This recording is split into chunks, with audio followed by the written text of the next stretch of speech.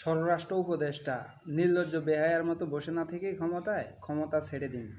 ভারত থেকে বিভিন্ন সময়ে বাংলাদেশের সীমানার ভিতরে পুশিং করতেছে ভারতীয় যেই ভারত দাবি করতেছে ওরা নাকি বাংলাদেশের মানুষ বা বাংলাদেশের জনগণ। এই জন্য বাংলাদেশের ভিতরে প্রতিনিয়ত ভারত থেকে সাধারণ মানুষকে পুশ করে দিচ্ছে। এটা কিন্তু ভয়ঙ্কর একটি বিষয়। কিন্তু আমাদের স্বরাষ্ট্র উপদেষ্টা বলতেছে এটি ফিজিক্যালি এটা করা তাদের পক্ষে নাকি এটা বন্ধ করা সম্ভব না। তাহলে আপনি কেন ক্ষমতা ধরে বসে আছেন?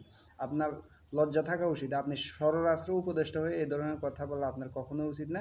আপনি পদ ছেড়ে দিন, পদ ছেড়ে দিয়ে আপনি অন্য কাউকে পদ দেন। এমন না এটাতেই আপনি বসে থাকতে হবে, অন্য কেউ যদি যে পারে তাকে দেন। আর আপনার মতো পররাষ্ট্র উপদেষ্টার দরকার নাই। কারণ পররাষ্ট্র উপদেষ্টার কাজই হচ্ছে অন্য দেশের সাথে কোনো কিছু হলে ওইটার সমাধান খুঁজে বের করা। আর আমাদের সমস্যা হচ্ছে ভারতের সাথে। আর ভারতের সাথে যদি আপনি এই এই সমস্যার সমাধান না করতে পারেন তাহলে আপনি ক্ষমতা ছেড়ে দিয়েন, সাধারণ মানুষের কাতারে আসেন, যে পারে তাকে ক্ষমতা দেন। ধন্যবাদ।